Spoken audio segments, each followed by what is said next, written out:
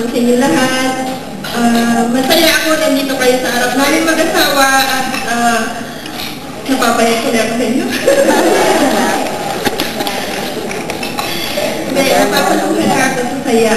Nakikita ko na unti-unti kong na-accomplish yung ibinigay sa akin yung ng ating previous na employer. Napagdaanan ko rin lahat ang hirap, napagdadaanan nyo rin pagdating nyo doon. Sana, isang pakiusap ko lang sa inyo na sana alagaan nyo at yung tiwala na sana alagaan nyo rin sa mga pasyente nyo pagdating nyo doon. Dahil ang puhunan lang natin dito is yung pasensya.